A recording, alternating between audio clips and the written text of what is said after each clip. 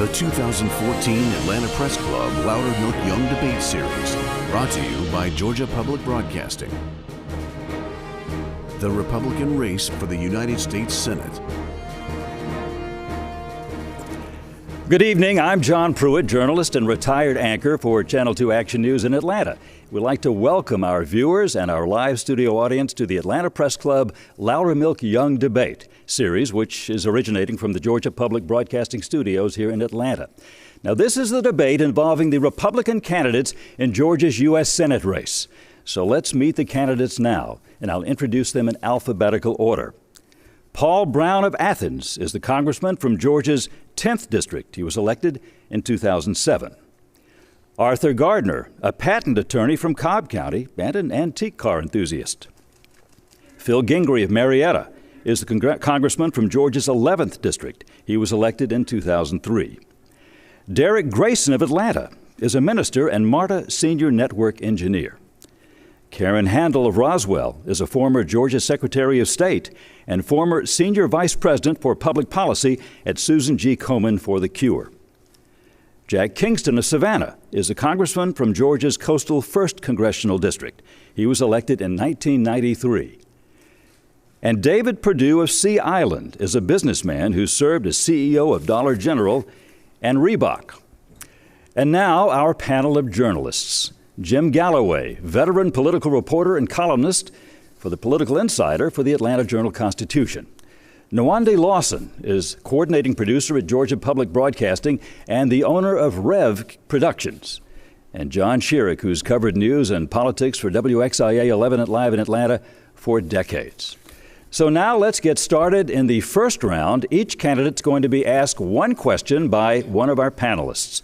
The candidates have 60 seconds to answer the question, and Nwande Lawson gets the first question now for Derek Grayson. Mr. Grayson, you were recently criticized about a decision to visit Nevada rancher Cliven Bundy, who we know was gained some notoriety around his stance against the Bureau of Land Management, and also for remarks that he made indicating that African Americans were better off in slavery. I'm wondering about why you think it's important to offer your support to Mr. Bundy. People, particularly in the press, and I've made videos where I have stated on several occasions that race matters only to us because the press forces it to matter to us. Doesn't really matter to those in D.C. The more important issue that's being ignored as it relates to Mr. Bundy's case is the fact that the government was violating his constitutional protections. And for me, what I cannot understand is why we would pick something else. Well, I do understand why the press would, but for American citizens, if we understand what our Constitution is about and we see the danger of government overreach, there is no way that we can allow ourselves to continue to allow the government to do what they have been doing, because the moment we do that, nobody will be free in this country. People, if they are racist, let them be racist. They aren't going anywhere. Aside from that, let us protect our constitutional protections. Thank you, Mr. Grayson. Now the next question from Jim Galloway for Jack Kingston. Mr. Kingston, when Democrats attack Mitt Romney and other wealthy Republicans, the reply often is that they are engaging in class warfare and demonizing success. You have accused one of your rivals, David Perdue, of chewing up businesses. You have jabbed him for living in a wealthy Sea Island community. Are you engaging in class warfare, and are you demonizing his success? Well, just as my record as a member of Congress is scrutinized by all the voters, as it should be, I think someone's business record is relevant. And in this case, my friend is telling everyone, I can fix the problems in Washington, and yet, as CEO of Pillowtex, he bankrupted the company. He was only there 9 months and received a $1 million bonus on his way out the door. I think that's relevant. Those 8,000 people will be coming out of the woodwork, probably to run ads for the Democrats if he is the nominee. I think it's relevant. Just as I have to stand and defend my record, so should everyone else up here, whether they come from the private sector or the public sector. Mr. Perdue, you were the object of that answer. Let's have some rebuttal. Please, well, briefly, you, if you can. Thank you. Well, first of all, this is what we've come to be accustomed to in politics, Jim. I'm an outsider. I've never run for office before, but Congressman Kingston knows full well that Pilatex was already in bankruptcy when I was hired. It's a tragedy. It's a manifestation, though, of decades of bad government policy that decimated multiple industries: footwear, apparel, textiles, furniture, electronics, all across this country. I was a person that ran to a burning building to try to help, and that's exactly what I did there. Thank you. All right. Thank you, Mr. Perdue. Next question now, John Schierick for Karen Handel. Policy question for you that's important to a lot of people. You have said that if you were the GOP nominee, you would not let the Democrats' nominee accuse you of waging some sort of GOP war on women. An issue that's front and center before the American people right now is gender pay gap. Women making less than men in the workforce for doing the same job.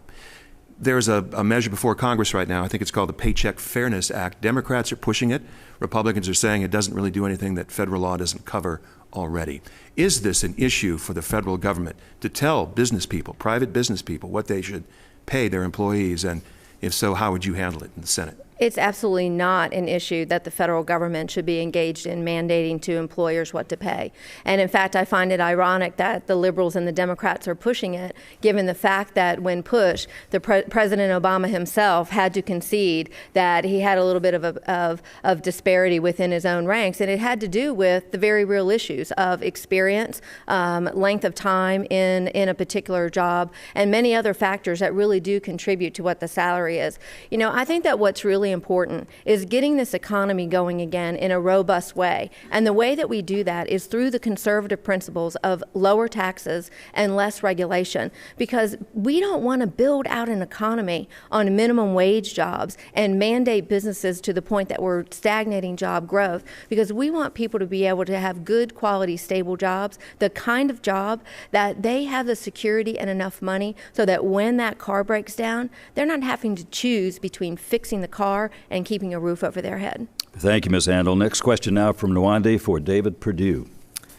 So, Mr. Perdue, in response to a mailer from the Kingston campaign that accused you of being a supporter of President Obama's rollout and implementation of the Common Core educational standards, you, in part, your office countered that this wouldn't be the case because your parents, in fact, are both public school teachers. And I'm wondering, in what way do you tie your growing up in a household with public school teaching parents and the views that you have on Common Core standards? Well, thank you, Nwande. I'll answer that question, but first, if you'll permit me, I'd like to, you mentioned my mother, I'd like to wish her a happy Mother's Day today, on Mother's Day, as well as my wife and all the other mothers out there. You know, I was raised in a household of 2 public teachers. One of my first jobs was in a Head Start program, and I grew up listening to local control every night at the dinner table. You know, what's happened in this country with regard to Common Core, in my opinion, needs to be abandoned, and here's why. It's a distraction around the real crisis. Today, we have many kids who are not getting out of high school. Our 14-year-olds are not competing internationally in math and science, and we're not teaching kids to read. And the problem is that we have devastated generations of kids right now that are disaffected. That's why I got in this race. I think we have to have a fresh perspective from an outsider to break the logjam of spending all the money pushing it to the federal government, and we need to push it back to local control where the best decisions are made by the parent, the teacher, and the local administrators.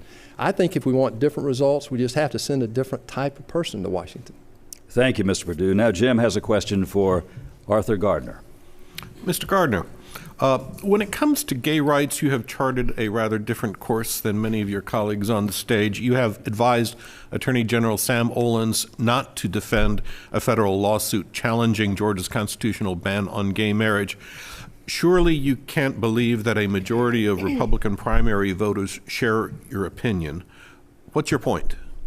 Well, when we say the Pledge of Allegiance, it concludes with liberty and justice for all. And I believe in liberty and justice for all. Not for some, not for most, not for the people that look like I look like or that act like I look like, but for all. And that includes gay Americans. So first and foremost, they're Americans, they have rights, and I feel duty-bound as a lawyer to push for equality. So that's, I start from that basis.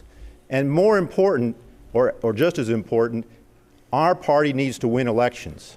And we need to draw back to the Republican Party women, young people, and gays. And our policies that we've been pursuing have been pushing away large blocks of voters.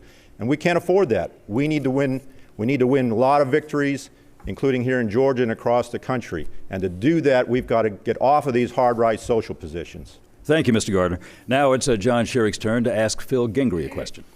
There are a lot of important issues to talk about, but there's a campaign matter that has come up in the last few weeks, an ad that targets you, accusing you of saying, I'm up here in Washington, stuck up here making $172,000 a year. And I know you were speaking in terms of an issue that is important to a lot of people. Maybe you were quoted out of context or misquoted, but what does that say about a member of Congress who might have that sort of attitude toward public service? John, my attitude toward that is that I would work as a member of Congress proudly for no pay. And I'm in my 11th and a half year, my sixth term. That question came up in the context of members of Congress because of a ruling that President Obama made to the Office of Personnel Management. He basically said, because it says in Obamacare that members of Congress and their senior staff can no longer be in the federal employee health benefit plan, they have to get in the Washington, D.C. exchange.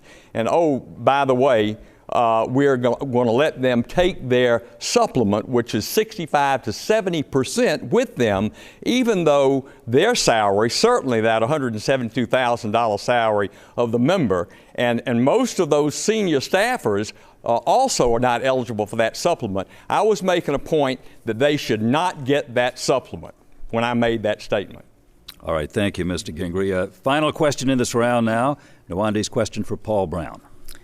I'm wondering, considering that Georgia has such great economic impact as a result of the agriculture here in the state, and the fact that immigration reform has had so much gridlock in Congress, what do you feel a movement for you from the House of Representatives to the Senate might mean in terms of your ability to move the immigration reform issue along? Well, until we secure our borders, nothing else matters. We can't fix anything. We've got a lot of problems. I used to farm. In fact, I was an active farmer. We've got the very best farmers in the nation right here in Georgia. And we need to let them have the employment opportunities to get people to come and dig their onions and dig their peanuts and pull their corn and things like that. But until we secure the borders, absolutely nothing else matters. We must secure our borders. We must absolutely start enforcing the laws. We've had 4 presidents that have refused to enforce the laws on the books. And until we do that, we're not going to fix anything. We've got a tremendous amount of problems in the legal immigration side as well as from the illegal side. But none of those problems can be fixed until we secure the borders, start enforcing the laws that are on the books. The only new law I would like to see is one that makes English the official language of America. All right, thank you all. We move now to the next round. And in this second round, each candidate will ask one question to the opponent of their choice. Each candidate will have 30 seconds to ask the question, 60 seconds to respond, and 30 seconds for rebuttal. So the first question now from Derek Grayson to the opponent of your choice. I'm going to start with Mr. Gingrey. Congressman Gingrey, in the final debate last night, you challenged everyone to state that they would repeal Obamacare or go home. My question to you, sir, and I'd like to ask it of the other 2 gentlemen that are in the House of Representatives, but my question is, when I challenged you to state that you would support, obey, protect 100% of the Constitution, 100% of the time, and if anybody on the stage did, I would vote for them if they became the nominee. Why didn't you? Not sure I really understood the question, but let me say that it is clear, Mr. Grayson, it is clear that I have made an accountability pledge. I put skin in the game, and I have said to the people of Georgia, that I will repeal Obamacare and replace it with something that truly does work, that truly does bring down the cost of care, of health care, while maintaining the quality, or indeed I will step out of the way and go home. And I would ask you also, Mr. Grayson, and the other members of this panel, to take the same pledge. You can stand up here and take a pledge of a term limit of 12 years or 6 years or whatever, but if you have no accountability in the game, you might as well be a potted plant in Washington. It is time for a United States Senator who says what he means and means what he says or gets out of the way. And I stand strong behind that pledge. It's the worst piece of legislation that has ever been passed in the history of this country. Mr. Grayson, do you have a rebuttal? That was not the answer. I pledge that I will fight to repeal Obamacare, but that wasn't the question. But I also pledge that I will obey 100% of the Constitution 100% of the time. And if I'm not willing to do that, I am not even worthy to serve the people of this great country where people, men and women, died to give us our Constitution and our Declaration of Independence. That's the answer I was looking for. What's that got to do with the Constitution, my pledge? Right. Let's move on and keep on format. Next question now to the opponent of your choice, from Karen Handel. Thank you. David, you know, throughout this campaign, you've said that you're an outsider who fixes things, and that makes a good commercial, but it's really a person's record that matters. So I'm wondering if you can tell us who the real David Perdue is. When you got an insider appointment to the Ports Authority, you think that people without a college degree aren't, or those who have lived outside of the U.S. can't handle complex issues. When Pillowtex went under, you got millions while thousands lost their jobs. This sounds a whole lot more to me like an out-of-touch elitist insider. So who is the real David Perdue? Well, the real David Perdue grew up in Middle Georgia, the son of two teachers we've already talked about, and worked his way up through college, worked his way in the business world to become a leader in some of the largest companies in our country. We created tens of thousands of jobs in my career, and I'm very proud of that. We saved tens of thousands of jobs in my career. The question about the port specifically is they needed someone who had experience globally in the international free enterprise system. I looked at the needs of that port and I said, I'll volunteer and go do that. And you know what I found down there, Karen, is that we've been trying to dig in that river for 17 years to get approval to deepen that port. Now, I just think that's a perfect example of how our government has misguided in its priorities. I mean, my goodness, we've been digging in that river since Oglethorpe. I just have a question for you about priorities. You know, when you were Secretary of State, Karen, it seems to me, I remember that in 08 and 09, you actually, on taxpayers' money, bought a luxury Lexus SUV while people were losing their jobs in Georgia. All right, your rebuttal and answer to his question, if you so choose. Thank you. I hope that should be his question, since he asked me a question when it was out of order. David, it doesn't take a college degree to figure out that with your record of sending jobs overseas at Hager, giving out thousands losing their jobs while you walked away with millions. You took millions in corporate welfare even as you've gone across the state railing against the debt, you contributed to it. I actually agree. Washington has enough of the out-of-touch elitists out there and establishment types. We do need a different kind of person in Washington. And I'm going to be a common sense conservative fighter, a senator for all Georgians. All right, thank you. Jack Kingston, your turn to question an opponent of your choice. Thank you, John. David, not to pile on here, but I do need to ask you, because, again, all of our records are a matter of scrutiny for the voters.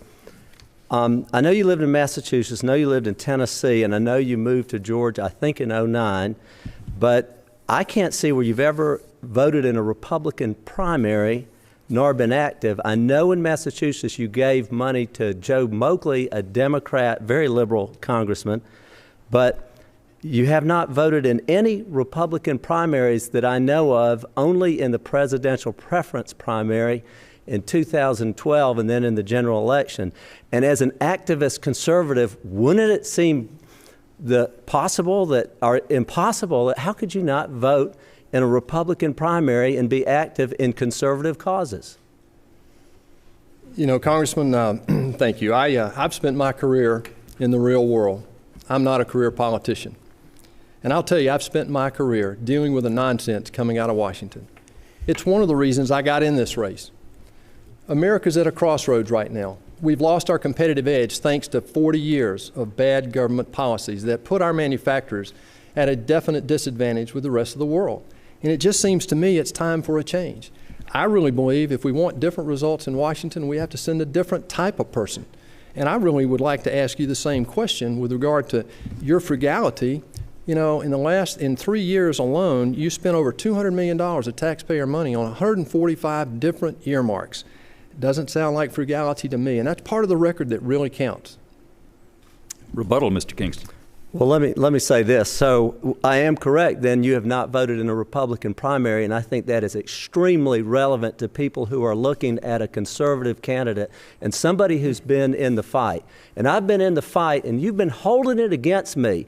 But I've been there, and you've been, listen, I'm not going to criticize moving around the country, but if you were a conservative, why were you not campaigning against Joe Moakley, the liberal Democrat in Massachusetts? Why were you not showing up to vote in Tennessee or even Georgia? You did not even vote for Saxby Chambliss. All right, we're going to move on to the next question from Arthur Gardner. This is a question for Congressman Brown. During the campaign, I've urged that it's dangerous for one's religious views to become law. Given that you have vowed that you won't pass legislation unless it comports with your view of the Bible, do you agree that one's personal religious views should not be the basis for law? Lord, I'm a Bible-believing Christian. When I accepted Jesus Christ as my Lord and Savior in my 40s, He changed my life. And I am a Bible-believing Christian. But I understand people have other beliefs than I do.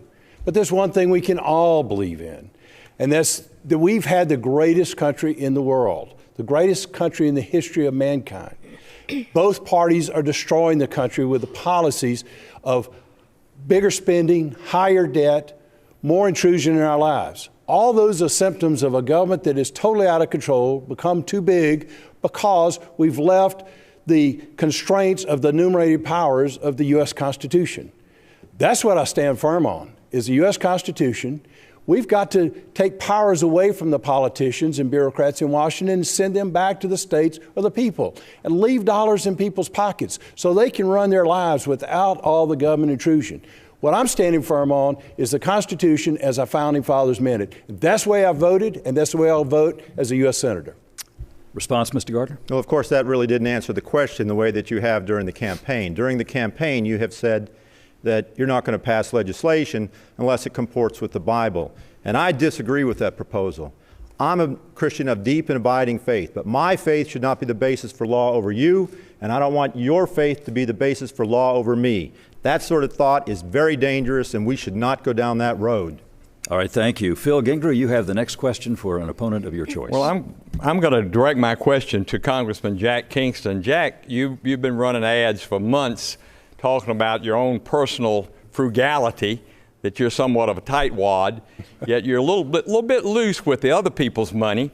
And being an appropriator, an earmarker for 20 years, I can understand some of that spending, but one thing I cannot understand is the $1 million earmark that you voted for and affected to restore Tybee Island beachfront property when you have property 500 feet from Tybee Island Beach. That's the kind of thing that I think a member of Congress should recuse themselves and not vote on that. Can you please explain that to me and also explain the fact that just a year before that, the Corps of Engineers put $9 million into that same project?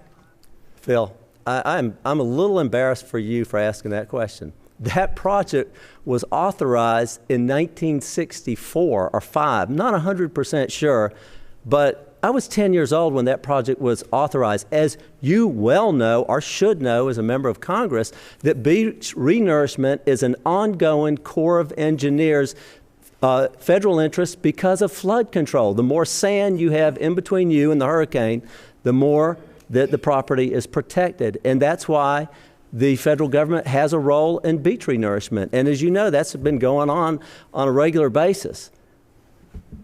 Rebuttal? Well, Jack, you didn't vote in 1964. You voted in 2001 for that $1 million project. And as I say, you know, you had Bill, had the property there. It's my rebuttal, Jack. You had the opportunity to vote no as an appropriator, and that's the reason the American people are so disgusted with members of Congress. That's why we have an 11% approval rating. This kind of crony capitalism, this shenanigans going on with earmarks has got to stop. I know you'd like to respond, but we're going to stick to the format. It may come up again later. Paul Brown, your question for an opponent. I'm frequently asked, Dr. Brown, what separates you from all the other candidates? Well, what separates me from all the other candidates is what this very thing is you hear what they say they will do. I've already done it. I've got a bill to repeal Obamacare, and it's the only one that keeps a federal bureaucrat from making health care decisions for anybody. I brought Georgia jobs. I started the process that brought Caterpillar here. Can we get to the question, please? You say they support the military. I'm in the military. In fact, I was deployed to Afghanistan in 2012, taking care of sick and injured Marines and soldiers. Need a question for an opponent. I'm going to pass on the question. You're passing on the question? I am indeed. No question, no rebuttal, no response? That's right. All right. Very good. Your choice. That ends the second round. And now, oh, I'm sorry. Forgive me, Mr. Perdue. You've been on so much, I just was about to skip right over you. But it's your turn, David Perdue, to ask a question of one of your opponents. Thank you, John. I haven't been this popular since 8th grade. You know, Congressman Kingston, I respect you a lot. I like your family. You're a great family man. But you ran for Congress the first time in 1992. One of the reforms that you supported and proposed that first year was term limits. You're now serving your 11th term, your 22nd year, and wanting to serve at least 6 more years in the Senate.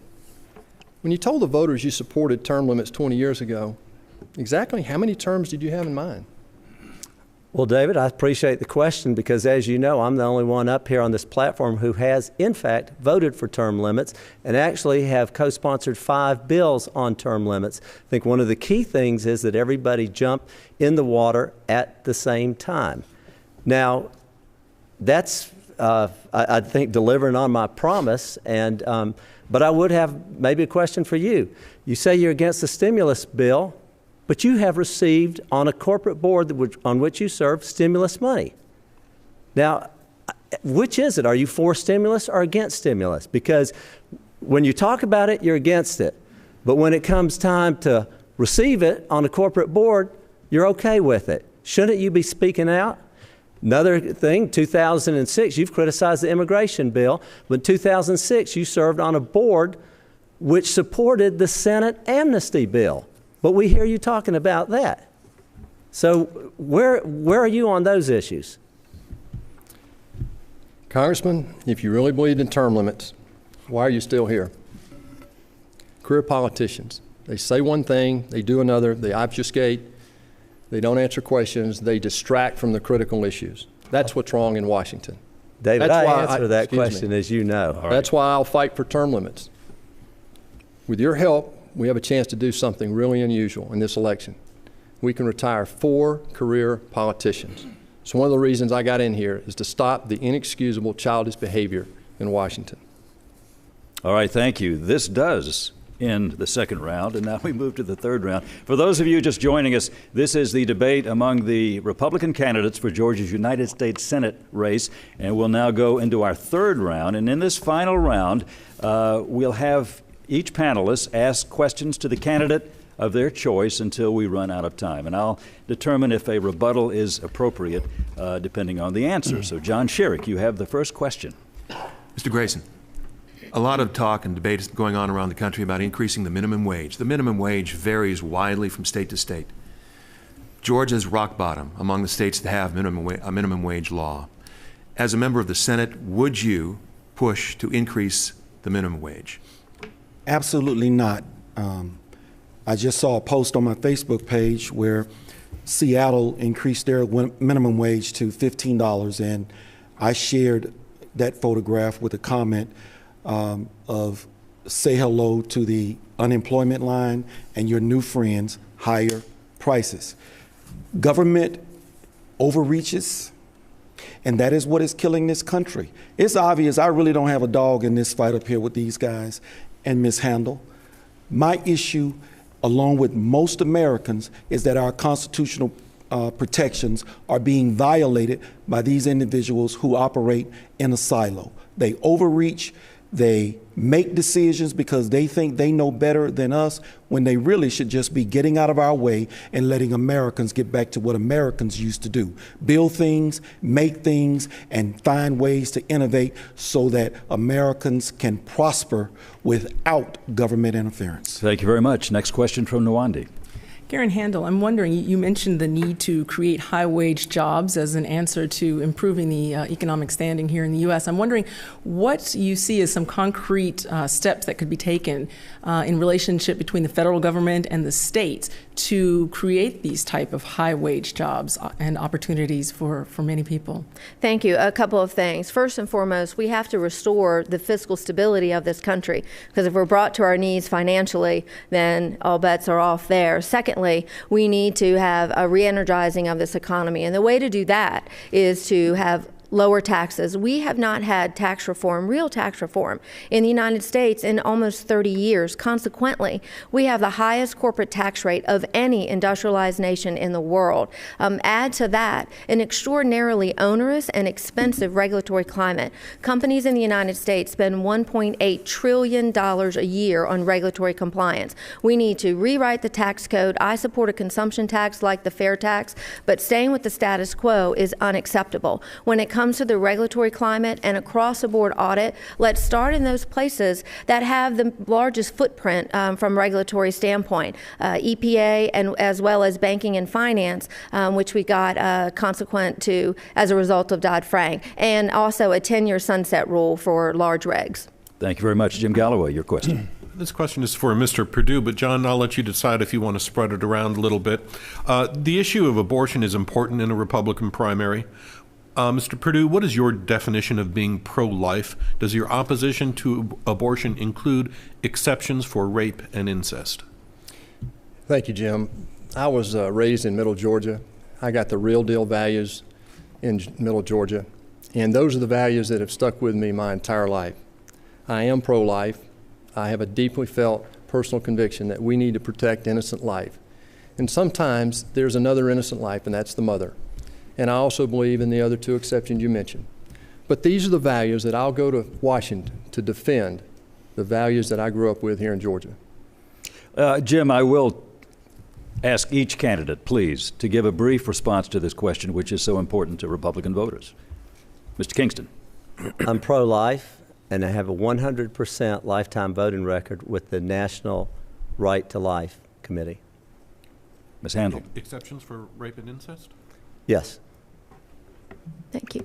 I believe that abortion in any circumstance is morally wrong. However, as we work to really foster a pro-life culture in this country, having the exceptions lets us move forward in a way that we otherwise would not. There's only one person on this stage who has had to do battle with the pro-abortion forces. The rest have only had to check the boxes. I've been willing to stand up to fight for life, and that's the kind of unwavering conservative that we're going to need in the United States Senate. Mr. Grayson. I am pro-life and pro-choice. A woman has, and a man, have at least half a dozen choices to prevent a pregnancy. However, if a pregnancy occurs, they no longer have a choice. They have a responsibility to ensure that no harm is done to that child.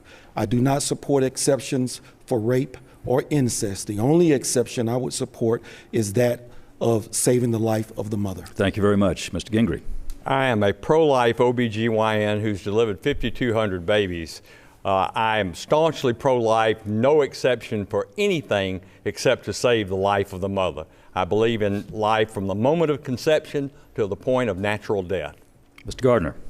This issue is a litmus test issue in the Republican Party and should not be.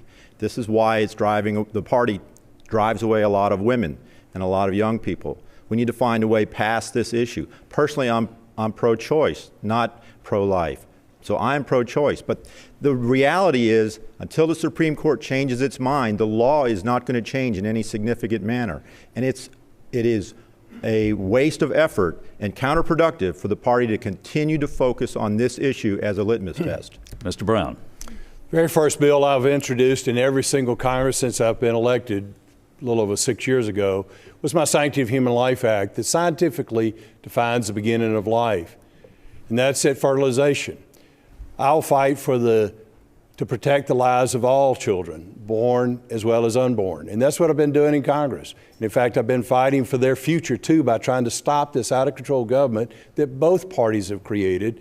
We're stealing our children's money. We're stealing their future. And it's got to stop, and both parties are guilty. And I'm fighting for our children. Thank you very much. And now let's go to the next question from John Schierick. Mr. Brown, if you were in the Senate, could you foresee any circumstance in which you would agree with President Obama? I'm thinking of the president's nominations, specifically the president's nomination of Michael Boggs of the Georgia Court of Appeals to serve on the federal bench in Atlanta. Would you vote for his nomination, for his confirmation, or against it, and why? When I am in the U.S. Senate, of course, the confirmation process is a very important job of senators. And what I'll do is sit down with every potential nominee or every nominee for every potential position, whether it's a secretary or whether it's a judicial appointment. I believe in the Constitution as our founding fathers meant for it to be. When I was sworn in the U.S. Marine Corps, when I was sworn into the Congress, 5 times now in the military, 4 times in Congress, I swore to uphold the Constitution against enemies, both foreign and domestic. I take that oath very seriously, and I'll continue to fight for constitutionally limited government as our founding fathers meant for it to be. And I want judges who are going to stand by their oath of office because they take that same oath that I've taken in the military, that I've taken in Congress. I take that oath seriously. I want any nominee that comes before me to take that oath seriously also. Thank you very much. Nwandi, your question. Mr. Perdue, you've noted that the benefits of your serving the Senate would be that you're an outsider. I'm wondering, in your experience as a business executive, what are some of the roles that you've played that you think will make you very effective as a senator? Well, you're taught in business to eliminate the noise and focus on the priorities. You just don't have time otherwise in a competitive free enterprise system to enter into years of debate like we see going on in Washington. You break the gridlock. But the misconception most people have is that a CEO of a large company gets everything he wants. It's just not the case. You learn to get consensus around critical issues. You offer up solutions and you lead people to the execution of the plan. I had stakeholders, employees, customers, investors, bondholders, bankers, analysts, and we had to balance the needs and wants of all those people. That's what I'll take to the U.S. Senate. There's a lot of common sense based on 40 years of experience of dealing with the nonsense and the gridlock that we've seen coming out of Washington. I just believe if we really want different results out of Washington, we just have to send a different type of person to Washington. Next question now from Jim. Mr. Kingston, you live on the coast. A new federal report, the National Climate Assessment, was released last week. It is the most detailed and U.S.-focused scientific report on global warming to date. Climate change, the report said, is responsible for rising sea levels, drought in the Southwest, heavier rain in the eastern United States, and more intense hurricanes and snowstorms. Do you accept that climate change is real and that it is caused by man's reliance on fossil fuels? Actually, I believe that we as Republicans should not be afraid of science, but I think we should be very leery of the politics that surround the topic of climate change. Now, Jim, you and I are old enough to remember when Time magazine had on its cover in 1975, the coming ice age. And I would suggest to you that we have a lot of group thinking going on and that we shouldn't be afraid of pure science. Certainly, I want clean air. Certainly, I want clean water. In fact, I don't know anyone who doesn't, and we should all be very mindful of the environment. But if America decides to, say, close down its power plants the way the Obama administration is planning to do, but China doesn't and India doesn't, then you haven't accomplished much except for you have disarmed America economically. I believe, though, that we should look at clean energy, and that's why I support nuclear energy. I support the Keystone Pipeline. I support natural gas because I think that there are a lot of alternatives out there that we should be looking at. Thank you. John Schierick, your question. Well, springing for that, Mr. Gardner. Given the sometimes at odds concerns of the environment and energy independence, how would you vote on the Keystone Pipeline? Where do you fall on that? I'm in favor of the Keystone Pipeline. We do need to monitor it, but it needs to go through. We need to be energy independent. We need to pursue all energy resources that we have available to us. Because if we become truly energy independent, and we are on the path to that, then we can take a smaller role in conflicts in certain parts of the world, and it'll be great for our country. All right, Nawanda, your question, please. I was wondering, Phil Gingrey, if you could talk a little bit about the repeal of the Affordable Care Act as you see it, in that states have implemented it in different ways, and it has been rolled out, and there are, of course, consumers who are depending on the care that they're receiving now.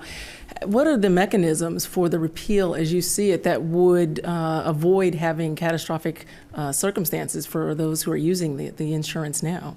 Nawanda, this is, as I said, this bill is probably the worst piece of legislation that I've seen since I've been in Congress, and it needs to be repealed. It is not fulfilling any of the promises the President made in regard to reducing the cost of health care for the average family of four of $2,500 a year. That's not happening.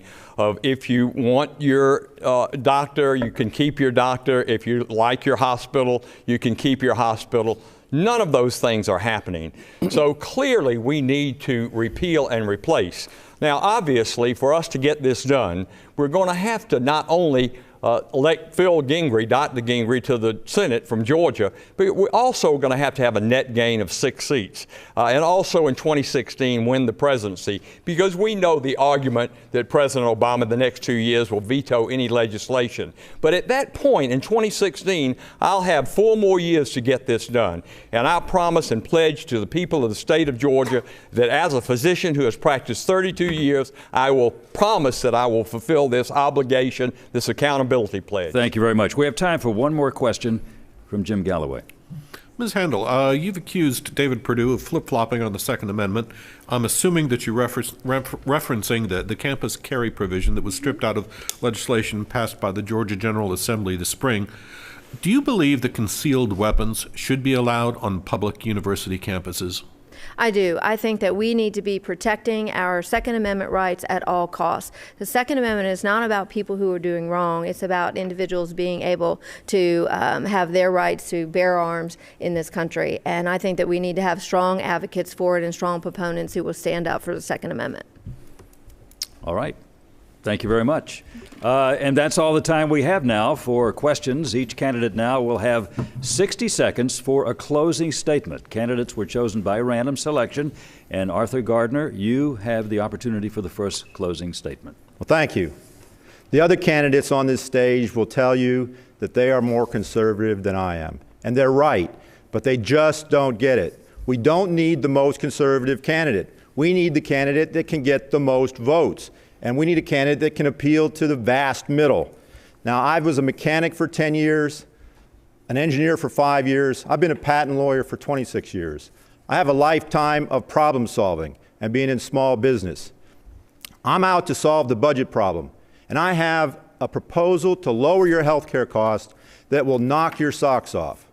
Now, the other candidates in this race are 3 congressmen, a convicted felon, a career politician who doesn't have a college education, and a businessman who says he's an outsider, but he's really an insider. The bottom line is, if you want a right-winger for your candidate, vote for somebody else, not me. But if you want a mainstream candidate that can appeal to the middle and beat Michelle Nunn, vote Art Gardner on May 20th. Thank you, Mr. Gardner. Closing statement now from Paul Brown. I agree for my nation. The policies of both parties are leading us down a track that's going to result in a total economic meltdown of our country. Both parties are guilty, and it's just got to stop.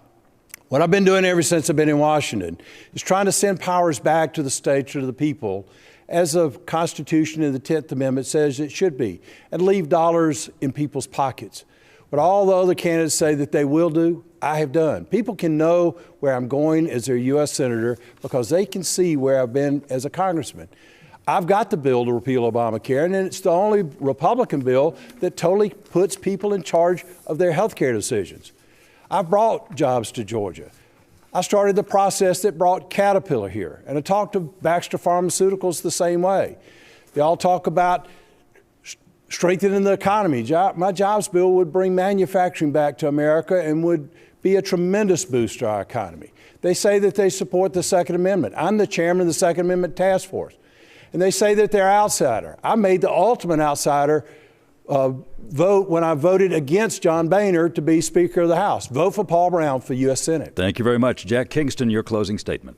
Thank you. There are some who believe that I should be running from being a fighter for the conservative cause. And I would ask, where have they been? You know, the National Journal has looked at the voting records and decided that I have the most conservative one of anyone running. The American Conservative Union has given me a lifetime voting record of 96%. And I'm the only one up here with an A+ from the NRA. National Federation of Independent Businesses has given me 100% voting record. Author of the Fair Tax, John Linder, has endorsed me. Author of the Flat Tax, Steve Forbes, has endorsed me. Leading conservative journalist, Sean Hannity, has endorsed me. And I've also been endorsed by Herschel Walker. Very proud of that. But I've also been endorsed by the United States Chamber of Commerce because of my own personal background growing a regional insurance agency into a large broker.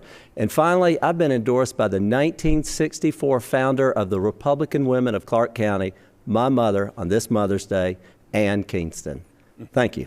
Thank you. Phil Gingrey, your closing statement. Well, since this campaign begun, I have repeatedly stated that I am the most conservative Republican who can win in November. Now, the establishment in Washington, the insiders, they don't want Phil Gingrey to be the nominee. They want a more moderate Republican, someone that they control and that they can lead in their visions what they want the Republican Party to ultimately become. Somebody like uber-rich David Perdue, or someone like a 20-year appropriator like Jack Kingston, who for months has said he's saving people's money, but yet he's spending hours like it's going out of style. This is an election in which the people of Georgia have a clear choice. Either follow the elites in Washington and ask us to give up our traditional Georgia values, or vote for principle, integrity, and conviction. And I ask you, vote for Dr. Phil Gingrey for United States Senate. That's all the endorsement I want, the people of the state of Georgia. Thank you very much. Derek Grayson. Next time, Art Gardner, say my name. It was 25 years ago, and I was pardoned, so I'm not a convicted felon. I just wanted to clear that up. There are a few things that are wrong with Washington that are easily fixable. Now, I don't call myself a conservative. Why? Because that's irrelevant if you are violating my constitutional protections. I believe in 100% of the Constitution, 100% of the time, and that is why we are in the shape that we're in. We have ineffective politicians who claim they are fighting for us, yet bad legislation continues to pass, like Obamacare. We have politicians who will not name names so that the American people can take out the trash. I want to empower you. I'm not looking for you to empower me. And then thirdly, we have got to get politicians that will name those names, stand on the Constitution, and understand that they are the servant, we are the masters. Thank you. I'm Derek Grayson, Grayson2014.com. David Perdue, your closing statement, please. Thank you, John. Today, in the United States Senate, only about 10 people have any business experience, and yet 36 United States senators have been in elected office for over 30 years.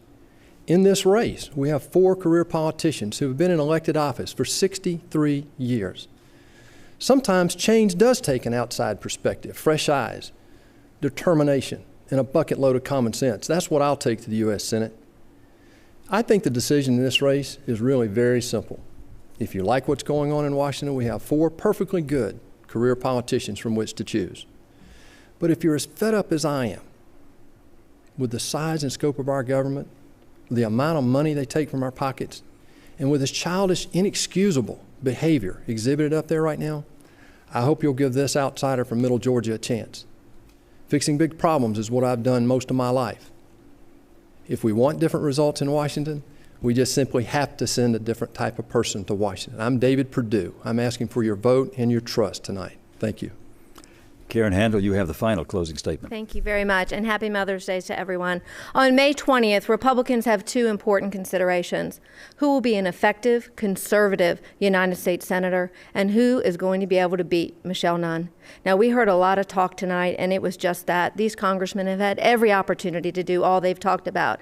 And when it comes to the outsider, well, he's trying to buy this race. And I ask this: how can you trust someone to be a solid conservative when they've already flip-flopped on Common Core, campus carry, repealing Dodd-Frank, and talk out of both sides of their mouths on corporate welfare? I have a track record of actually getting the job done and putting conservative principles into place. We know the playbook that Democrats will run: income inequality and war on women. And that's why I've been endorsed by Sarah Palin, Eric Erickson, and conservative columnist Kyle Wingfield, because they know I'm the only conservative who can win. And yes, I am an unlikely candidate for United States Senate, and I'm proud, David and Art, of what I have overcome in the private sector and in elected office. I ask for your vote so I can take that tenacity and resolve to the United States Senate on behalf of Georgia. Thank you very much. Thank you all. And that concludes our debate. I would like to remind voters that the primary elections will be held on Tuesday, May 20th, and early voting is already underway. Our thanks to the candidates and to the panel of journalists. We'd also like to thank the Atlanta Press Club for arranging tonight's debate. And there's more information about the Atlanta Press Club and all of the debates they will host this primary election season. And you may visit atlantapressclub.org. This debate will be in the archives there. We'll also let you know that this debate will be available on demand on gpb.org. The Atlanta Press Club Loudermilk Young debate series is made possible by donations from R. Charles Loudermilk. I'm John Pruitt. We do thank you for watching tonight. These Atlanta Press Club Loudermilk Young debate series. Please stay tuned now for a political roundtable discussion of tonight's debate up next on GPB's On the Story. Good night.